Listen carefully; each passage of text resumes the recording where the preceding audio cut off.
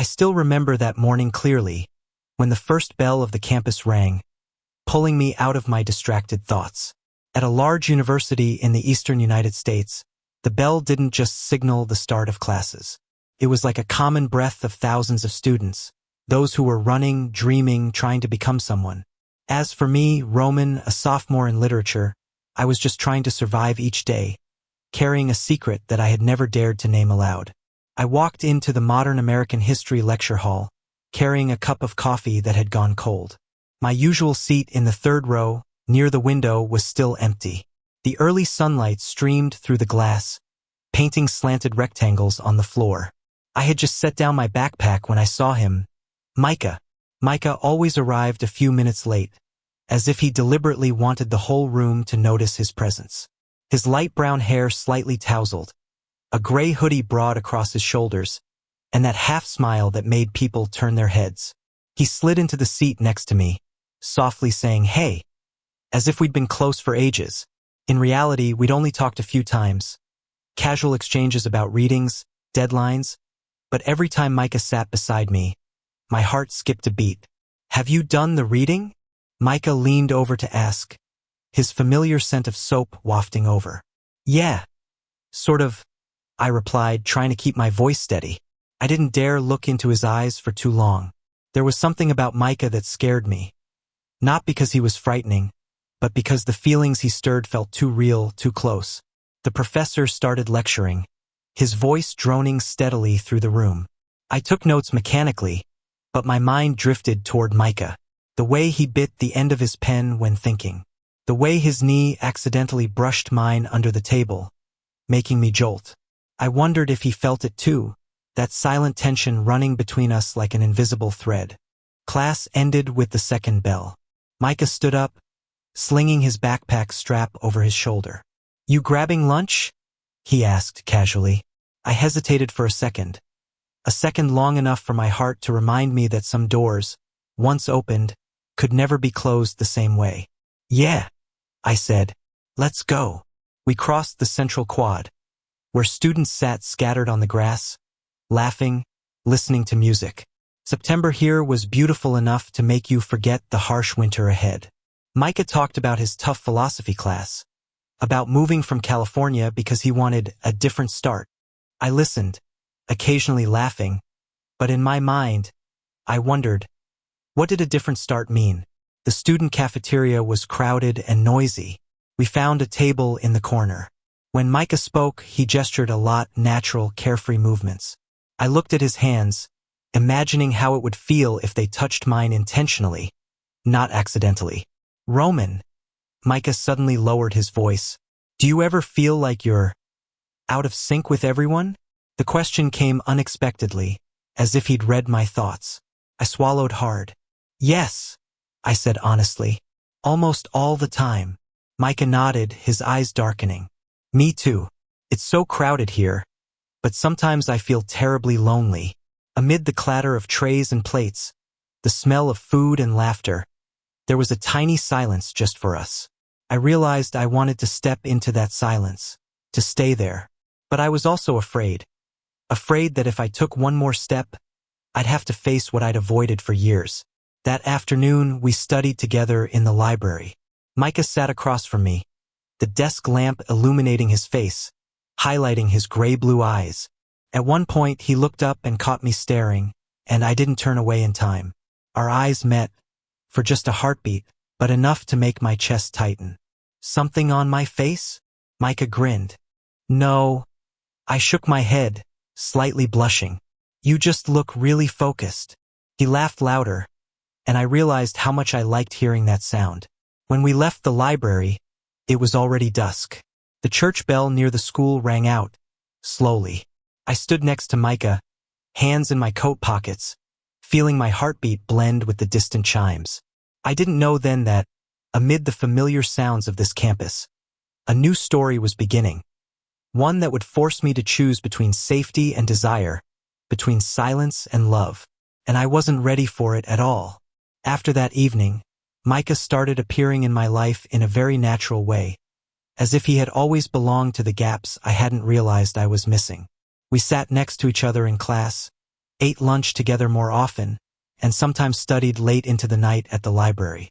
Everything happened slowly, without any explosive moments, just Micah's steady presence, seeping into my routine bit by bit. One Friday afternoon, Micah texted me inviting me to watch the school's basketball game. I wasn't really into sports, but I agreed anyway. I always agreed with Micah.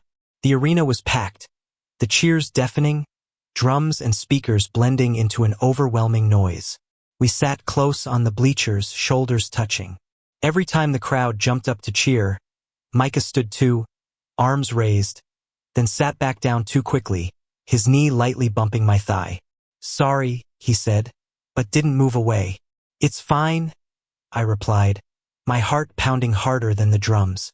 When the game ended, we didn't rush home. Micah suggested walking around the campus.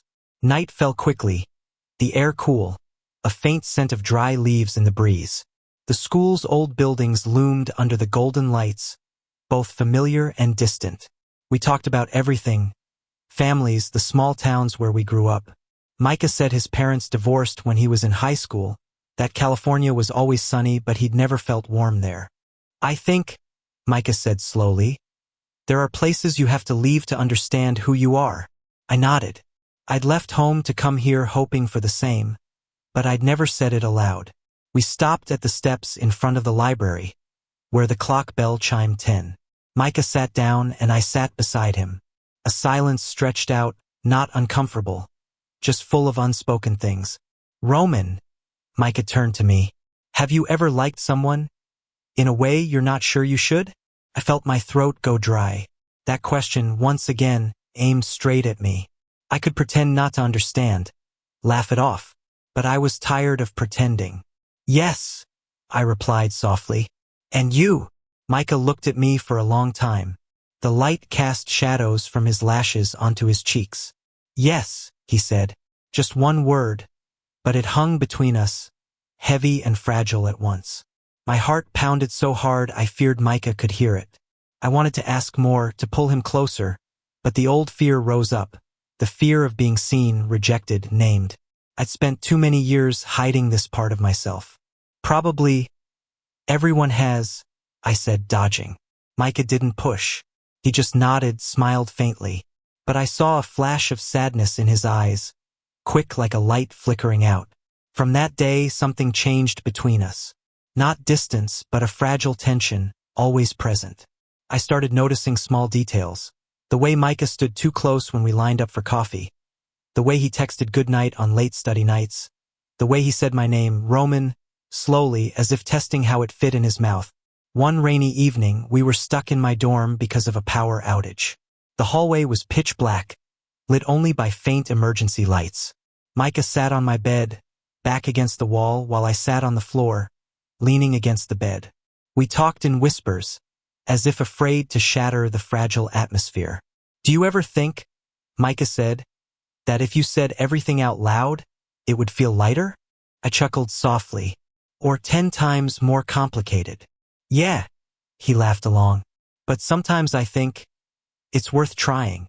I closed my eyes, listening to the rain tapping on the window, to Micah's breathing right behind me.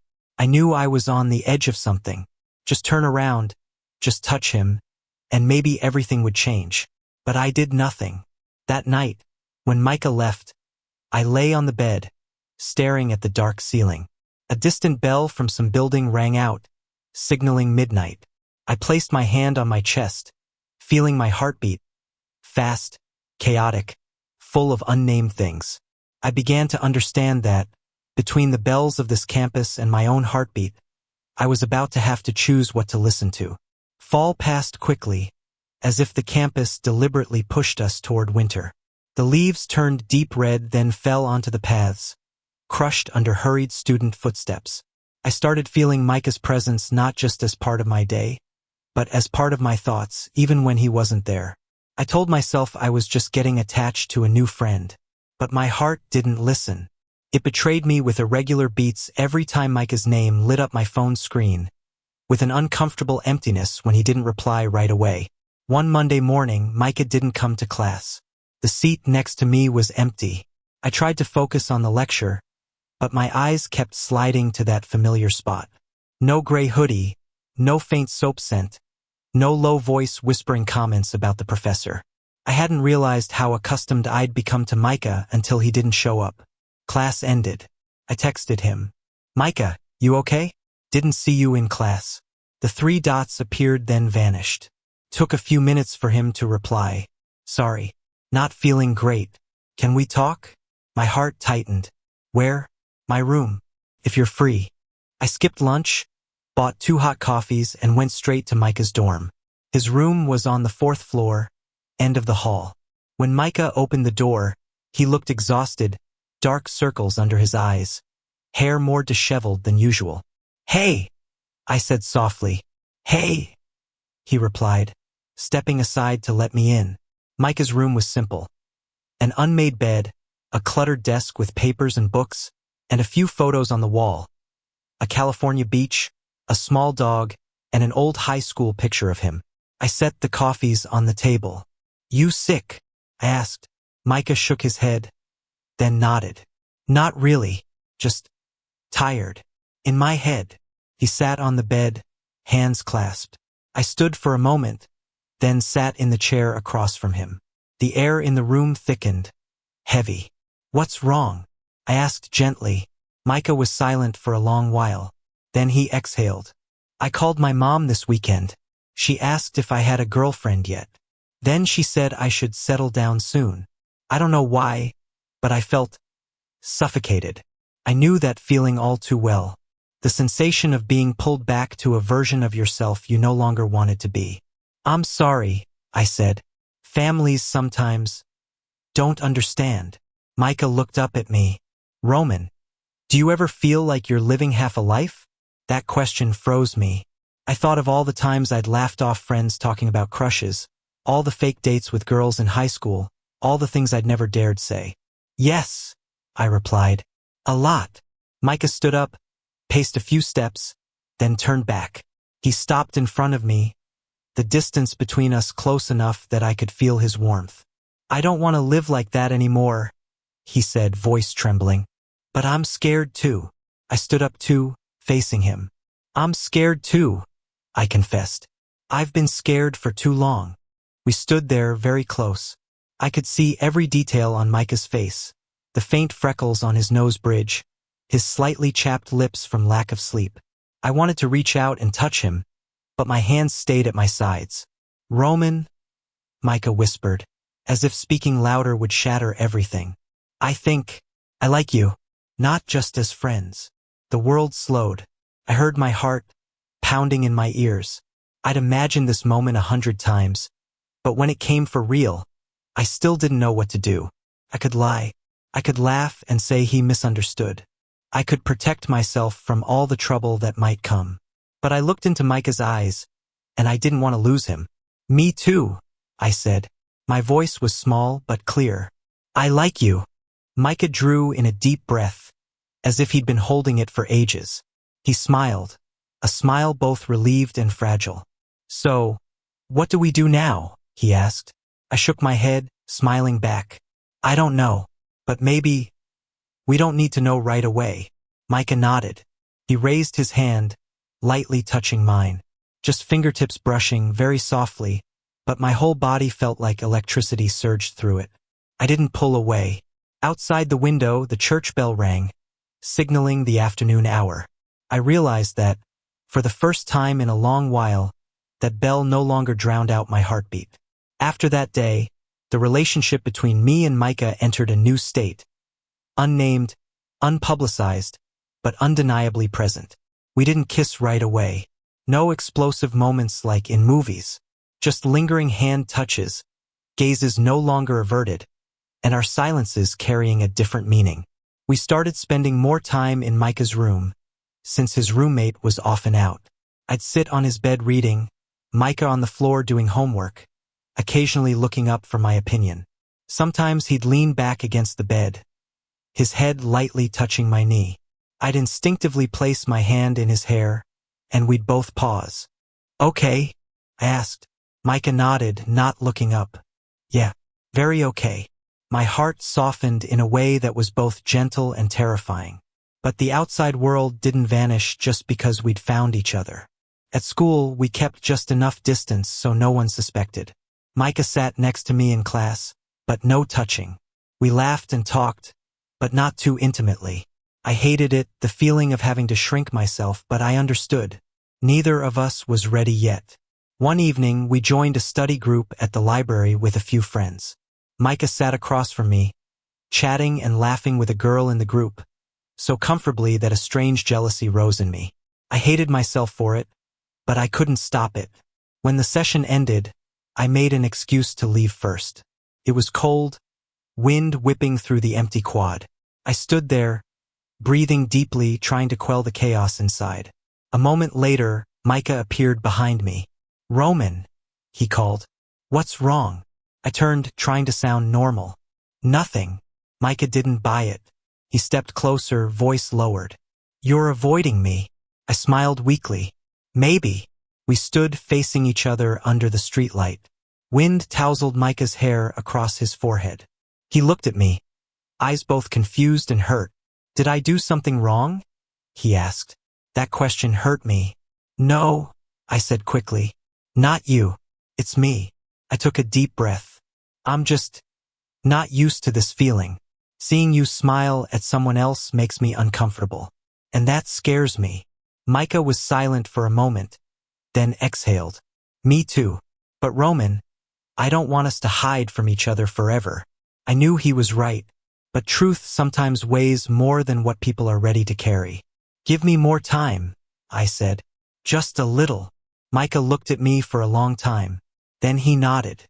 "Okay, but promise you won't disappear." "I promise."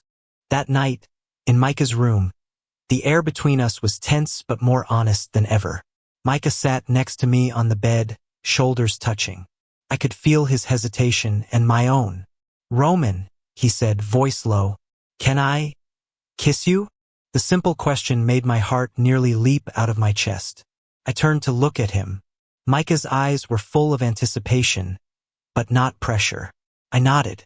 Our first kiss was awkward, slow. Micah touched my lips very lightly, as if afraid I'd vanish.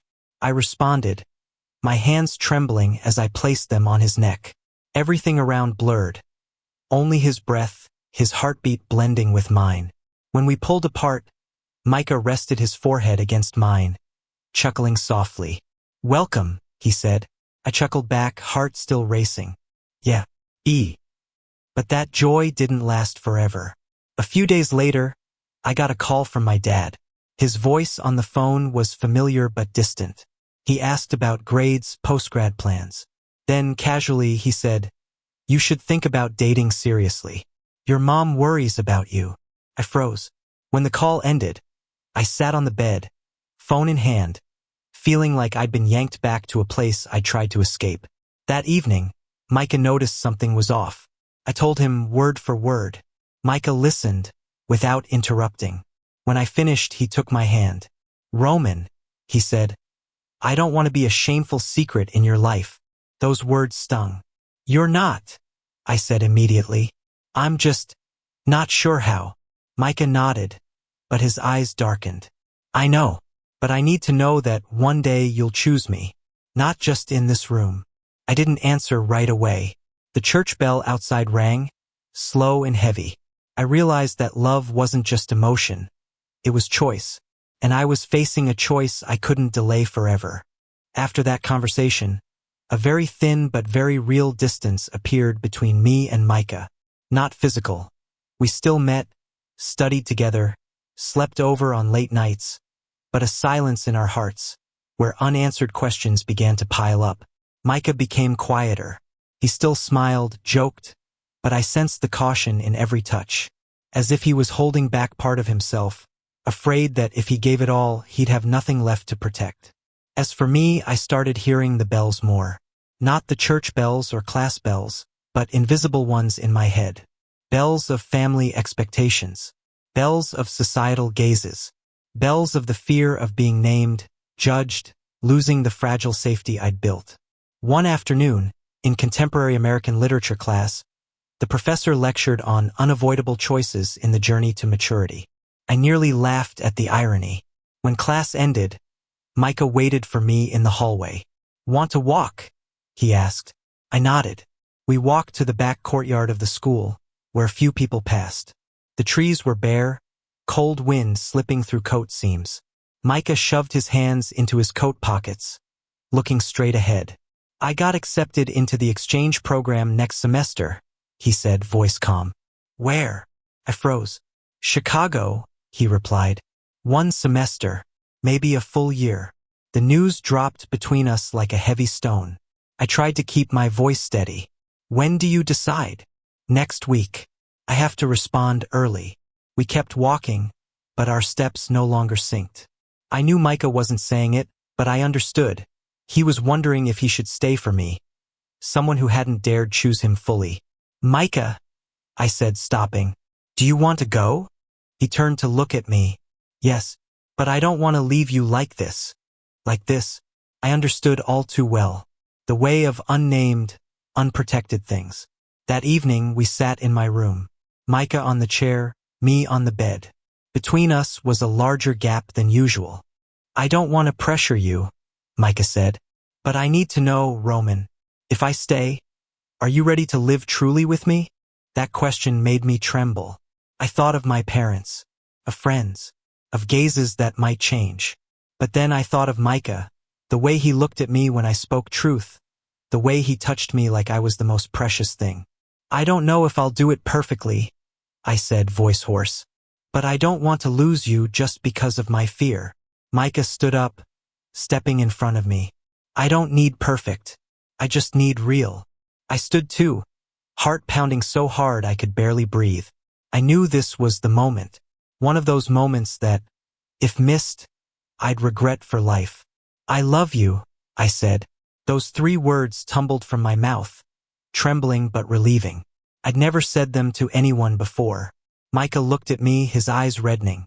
"Roman, I love you," I repeated. "And I don't want you to be a secret anymore." Micah pulled me into his arms. We hugged tightly, as if afraid releasing would make everything vanish. I heard his heart, strong and real, right by my ear. "Then I'll stay," Micah whispered. "But not because I have to, because I want to build this with you." In the days that followed, I started doing small but meaningful things. I didn't pull away when Micah touched my hand in public. I introduced him to my closest friend, heart racing as I said, "This is Micah, the guy I'm dating." No one reacted as dramatically as I'd imagined. There were curious looks, supportive smiles, silences. But the world didn't collapse. One Sunday evening, I called my mom. I spoke slowly, word by word. I said I loved someone. A guy. I don't remember everything I said, only her long silence. Then, "I need time." I hung up, hands shaking. Micah was there, sitting beside me, taking my hand. "You were so brave," he said. I leaned my head on his shoulder, tears falling silently. "I'm so scared." "I know," Micah replied, "but you're not alone." When the church bell rang that night, I no longer felt it as a reminder of duty or fear. It was like a milestone, marking the moment I began living true to my heartbeat. And this time I'd chosen to listen to it. Everything didn't become easy just after one confession or brave decision. Life doesn't work that way, but it became more real, and for me that was enough to keep going. Micah stayed at school. That decision wasn't mentioned much, as if we both understood that voicing it would bring too much pressure. Instead, we lived on day by day in a state both fragile and steadfast, like 2 people learning to walk on a newly built bridge, each step cautious, but no turning back. We started appearing together more. Not showy, no holding hands in the crowded quad, but no avoiding either. Sitting side by side in the coffee shop, studying in the library, shoulders touching. Those small things gradually became normal, and that normality to me was a miracle. One winter morning, light snow fell on the campus. Micah and I walked to class, our breaths turning to thin mist. He wrapped his scarf around me, a natural gesture, as if we'd done it all our lives. "Cold?" he asked. "Not with you," I replied, and realized I'd said it without thinking. Micah smiled, a sunny smile amid the gray winter. At the end of the semester, I had to go home for a few days. It was the first time since talking to my mom. I worried the whole bus ride, mind swirling with worst-case scenarios. Micah held my hand at the bus stop, squeezing lightly. "Call me," he said. "Anytime." I nodded. At home, everything was strangely quiet. Mom didn't bring it up right away. We talked about familiar things, school, weather, neighbors. But I sensed the caution in every question. On Monday night, while I was washing dishes, Mom stood beside me. "Roman," she said slowly, "the person you mentioned, does he treat you well?" I turned to look at her. "Very well," I replied without hesitation. Mom nodded, her eyes slightly red. Then, "I need time, but I don't want to lose you." Those words weren't full acceptance, but they were a door cracked open. And this time I had the courage to stand before it, not run away. When I returned to school, Micah met me at the station. He hugged me tightly, amid the passing crowd. I didn't pull away. I hugged back, breathing in his familiar scent. "I missed you," Micah said, voice choked. "Me too," I replied. The new semester began with a different rhythm. I no longer saw the hourly class bells as reminders of constraints or obligations. They were like background beats, a part of the music I was writing for my own life. One weekend evening, Micah and I sat on the steps in front of the library, where it all began. It was cold, but not raining. The clock bell rang out, slowly. "Do you ever think," Micah said, "what would have happened if we hadn't dared to speak that day?" I chuckled softly. Maybe I'd still be sitting in class, pretending my heartbeat meant nothing. Micah turned to look at me. "And now, I'm still scared," I said honestly. "But I won't let fear decide for me anymore." Micah took my hand. This time, in the open space, no shadows to hide. I saw a few glances pass by, but I didn't let go. "Roman," Micah said, voice warm, "thank you." "For what?" "For choosing me, and choosing yourself." I leaned my head on his shoulder. The bell rang again, echoing into the night. I listened to it, not as a command, but as a gentle reminder that time flows on, and I was living in its every beat. Between the bells and the heartbeat, I'd once thought I had to choose one, but it turned out when I dared to live truly, the two could blend into one. And in that moment, amid the vast university campus, amid the cold American winter, I knew one thing for sure. I love Micah, and this time I didn't whisper it anymore.